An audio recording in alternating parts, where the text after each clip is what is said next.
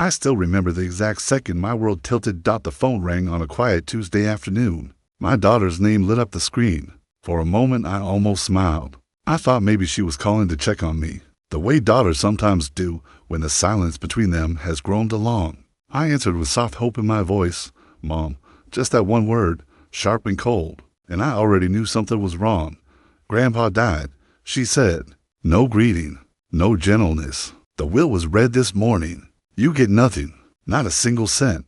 The house, the accounts, the land, everything goes to me and the kids. You should start packing. The lawyers will be in touch." I sat very still on the edge of my bed, the phone pressed to my ear. Outside the window, the afternoon light was soft and golden, the same light that had filled this house for 40 years. My heart did not race. My hands did not shake. Something quieter and colder settled inside me instead. "I see," I said. She waited, probably expecting tears, begging, anger. When none came, her voice turned sharper. "Don't make this difficult. He never really loved you the way he loved us. You know that. It's better this way." I looked across the living room, and there he was. My father-in-law, her grandfather, sat in his favorite armchair by the window, a cup of tea cooling on the side table, the newspaper folded neatly across his knee. He was very much alive. His eyes met mine. He had heard every word through the speaker. I smiled, not a kind smile, not a broken one, a small, calm curve of the mouth that said everything without saying anything at all. "All right," I told my daughter. "Thank you for calling." I hung up. He set the newspaper aside. For a long moment, neither of us spoke. The house was so quiet I could hear the old clock in the hallway marking the seconds. "She thinks I'm dead," he said at last, voice dry as autumn leaves. "Yes, and she believes the will has already been read." "Yes." He leaned back in the chair and studied me the way he had studied me for decades, measuring, weighing, seeing more than most people ever bothered to see. "What do you want to do, Sarah?" I looked at the phone still warm in my hand, at the empty hallway where my daughter's childhood photos still hung, at the man who had become more of a father to me than my own blood ever managed to be. "I want her to learn," I said quietly, "what it feels like to stand on nothing." That was the moment the story truly began. I had married into this family young and hopeful. My husband, Daniel, had been kind in the beginning, soft-spoken, steady, the sort of man who brought home flowers on ordinary Tuesdays. His father, Harold, had been harder to read, reserved, traditional, a man who measured love in responsibility rather than words. When Daniel died 10 years ago, I expected the family to drift. Instead, Harold stayed. He helped me raise the children. He sat through school plays and hospital waits. He never once made me feel like a guest in the house that had become mine. My daughter, Elise, had always been different, beautiful, ambitious, restless. From the time she was small, she watched money the way other children watched cartoons. She learned early which smiles opened doors and which tears closed them. After Daniel's death, she grew sharper, more calculating. The year she turned 25, she began speaking of the estate as if it were already hers. By right. Harold noticed. Of course he noticed. He simply never let her see how much. The day of the phone call, Harold and I had been planning something quiet. A small trip to the lake house he still owned under a different name. A few weeks of rest. Nothing dramatic. Then Elise's voice arrived like a blade, and the quiet plans burned away. We did not confront her that afternoon. We did not call the lawyers or the police. We simply sat together in the living room while the light faded, and Harold told me the truth he had kept for years. There was no will leaving everything to Elise. There never had been. What existed instead was a carefully layered structure of trusts, timed releases, and contingencies that Elise knew nothing about. Harold had watched her for a long time. He had seen the way she treated the house staff, the way she spoke about me when she thought no one was listening, the quiet cruelty she practiced on people who could not fight back. He had prepared for the day she would try to claim what was never hers. "She will come here," he said, "probably tomorrow. She will bring papers. She will bring that husband of hers. She will try to move you out while the grief is still fresh in everyone's mind."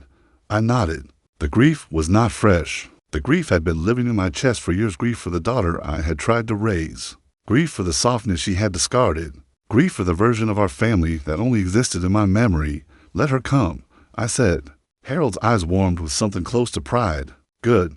That night I did not sleep much. I walked through the house room by room, touching the banister Daniel had once sanded smooth, The window seats where the children used to read. The kitchen table scarred by years of homework and holiday meals. This place held every version of me, the young bride, the young widow, the mother who kept trying long after the trying stopped working. I was not ready to leave it. More importantly, I was no longer willing to be erased from it. At dawn, Harold and I sat at the kitchen table with coffee. He looked older in the early light, but his mind was clear and cold as winter water. We will let her believe the story a little longer, he said.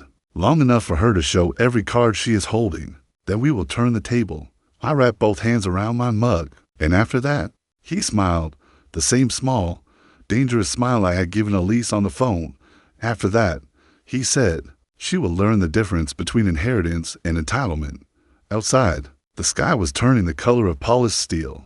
Somewhere in the city, my daughter was already making plans, already tasting victory, already imagining me packing boxes while she measured curtains for rooms that were not yet hers. She had no idea the man she had declared dead was sitting across from me, very much alive and very much finished being patient. And she had no idea that the woman she had dismissed as broken was already standing up, asterisk. The next morning, the car arrived exactly as Harold predicted. Elise stepped out first, dressed in black that looked more like fashion than mourning.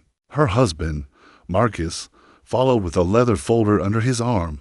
They did not knock the way family knocks. They knock the way people knock when they already believe the house belongs to them. I'd opened the door myself. Elise's eyes flickered with surprise at the calm on my face, then settled into something colder. Mom, we need to talk. The lawyer said it would be kinder if we handled this privately. Come in, I said. They stepped into the foyer. Marcus looked around the way appraisers look around, measuring square footage, estimating value. Elise's gaze went straight to the staircase, the chandelier, the oil portrait of Harold that still hung above the landing. Is the body still? The arrangements are being handled? I said evenly. It was not a lie. Arrangements were being handled, just not the ones she imagined. We sat in the living room. Marcus opened the folder and began speaking in the careful, practiced tone of a man who believed he held power. There were timelines. There were notices. There were suggestions that I might be more comfortable in a smaller place, somewhere quieter, somewhere I would not have to maintain a house of this size alone. Elise watched me the entire time, waiting for the crack. I gave her none.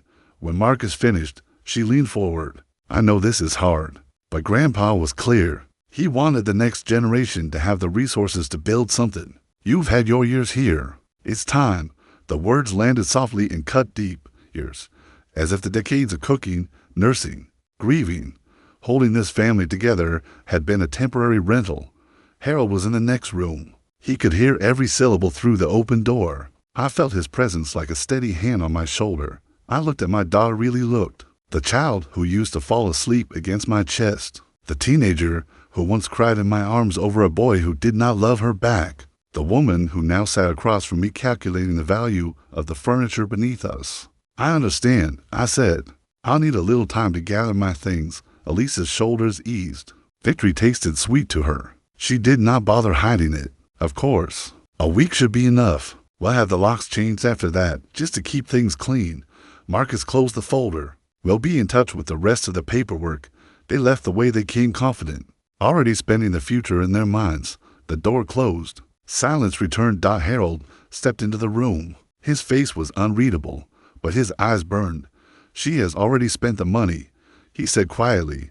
I can hear it in her voice. I nodded.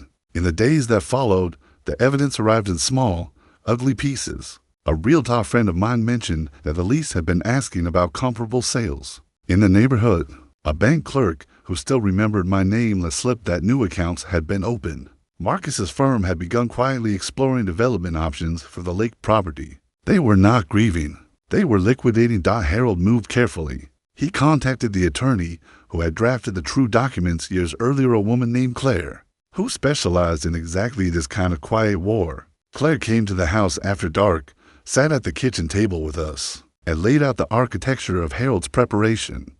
There were irrevocable trusts. There were life estate provisions. There were clauses that activated only under specific conditions of fraud or undue influence. And there was one final, elegant piece, a living trust that named me as primary beneficiary and lifetime steward of the family assets, with Elise and her children as contingent beneficiaries only after my death. and only if they met certain character and conduct requirements Harold had written himself. Elise had never seen any of it. She had been shown a decoy years earlier, something Harold had allowed her to glimpse. During a carefully staged illness, she had believed what she wanted to believe. She will try to contest, Claire said. She will claim undue influence. She will claim you manipulated an old man. Harold's mouth tightened. Let her try. Every letter, every transfer, every conversation for the last 15 years has been documented. I was of sound mind the entire time. I simply stopped being soft. The waiting was the hardest part. I moved through the house like a ghost of my former self, packing boxes that contained nothing important, leaving the real treasures exactly where they belonged. Elise called twice more, each time more impatient. She wanted keys. She wanted access to the safe. She wanted the silver and the jewelry and the deed. On the 5th day she arrived unannounced with a locksmith. I met them at the door. We're changing the locks today, she said. It's better for everyone if we just move forward. I stepped aside and let them in. While the locksmith worked, Elise walked the rooms with a tablet, making notes. Marcus took photographs. They spoke about paint colors and rental potential and which pieces of furniture would sell well at auction. They spoke as if I were already gone. Harold remained upstairs. He had decided the moment of revelation would not be rushed. That evening, after they left with new keys gleaming in Elise's hand, I sat on the porch steps and finally allowed the grief to rise. Not grief for the money, grief for the daughter who had looked at me and seen only an obstacle. Grief for the years I had spent hoping she would soften. Grief for the version of motherhood that believed love alone could rewrite character. Harold joined me as the sky turned violet. She believes she has won. He said, yes, good, victory makes people careless. The following week the formal process began. Claire filed the necessary notices. The true documents were submitted. Letters went out quiet, precise, impossible to ignore. Elise's attorney called within hours, voice tight with disbelief. There would be meetings. There would be depositions. There would be a formal reading that Elise had never expected to attend because she believed the man at the center of it was already in the ground. The day of the meeting arrived. Gray and heavy with rain. We met in Claire's conference room, polished wood, soft light, a long table that felt more like a battlefield than furniture. Elise entered first, chin high, Marcus at her side, their lawyer already murmuring strategy. Then the door opened again. Harold walked in. Alive, upright, dressed in the same careful gray suit he had worn to every important family event for 30 years. Elise's face drained of color so completely I thought she might faint. Marcus's mouth opened and closed without sound. Their lawyer went very still. Harold took the seat at the head of the table. He did not look at his granddaughter with anger. He looked at her with something colder and far more final, recognition. Sit down, Elise, he said. We have things to discuss. What followed was not loud. It did not need to be. Claire laid out the documents one by one. The trusts, the contingencies, the evidence of Elise's attempts to treat a living man as deceased for financial gain. The recorded phone call in which she had declared him dead and claimed the estate. The real estate inquiries. The new accounts. Every piece of overreach was placed on the table like stones. Elise tried to speak. She tried tears. She tried the old childhood voice that once could still reach me. Harold did not bend. You told your mother she would receive nothing, he said. You were almost correct. Almost.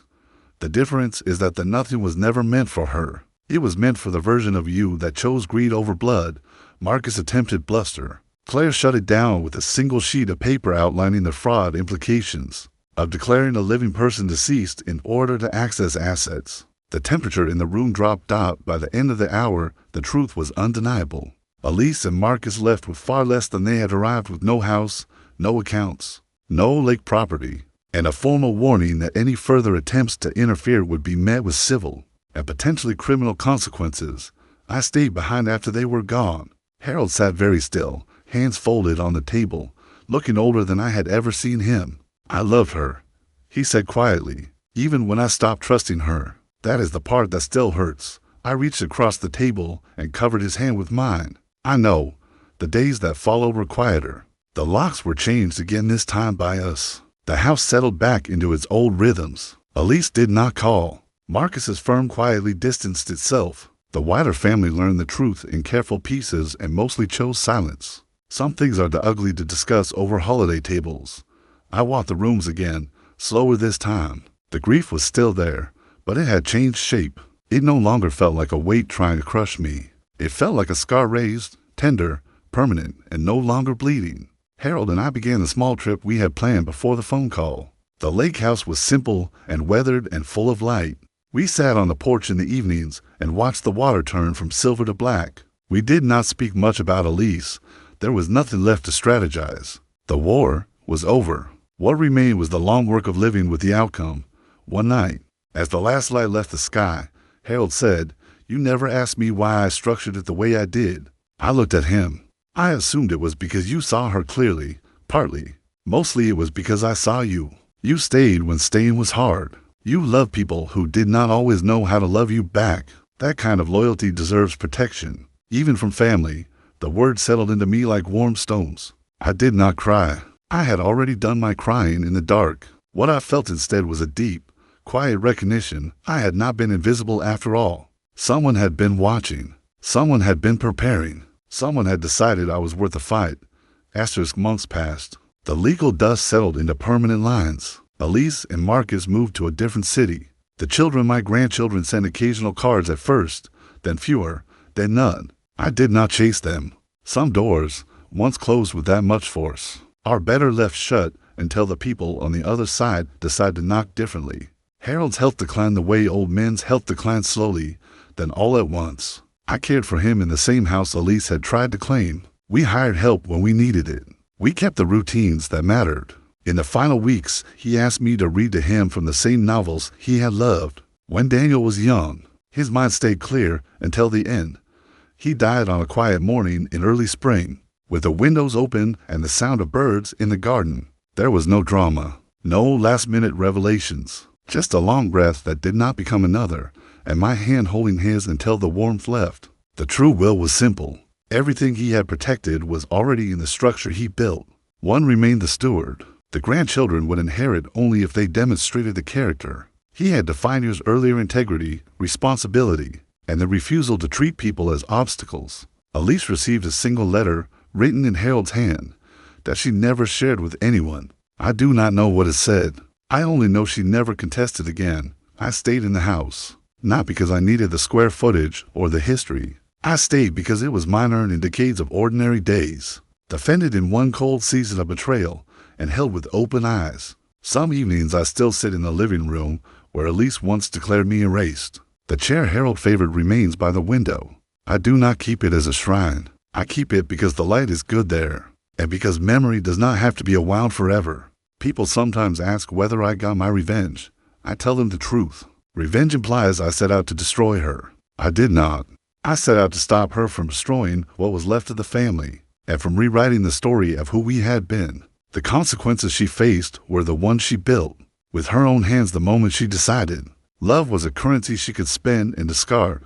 What I received instead was clearer. I received the knowledge that I had not imagined, the years of quiet loyalty. I received a home that remained a home. I received the dignity of standing upright when someone tried to push me out of my own life. And I received the hard, adult understanding that some people we love will choose themselves so completely that the only merciful response is to let them live with the results. There are nights when the old ache still visits, when I remember the little girl who used to fall asleep against my shoulder and wonder where that child went. On those nights I light a single lamp, sit in the quiet, and let the feeling pass through me without demanding to leave faster than it needs to. Grief and love can occupy the same room. They do not cancel each other. They simply learn to share the space. If there is a lesson in any of this, it is not a loud one. It is this: protect what is yours before someone else decides it was never yours at all. Love people without surrendering your own ground. And when the moment comes to stand, stand without apology. I did not smile that day on the phone because I was cruel. I smiled because, for the first time in a long time, I knew exactly who I was and who was still sitting beside me. The house is quieter now. The clocks still keep their steady time. Outside, the seasons turn the way they always have. Inside, I move through the rooms with the calm of someone who has already survived the worst version of the story and chosen carefully what to keep. That is enough. That is peace.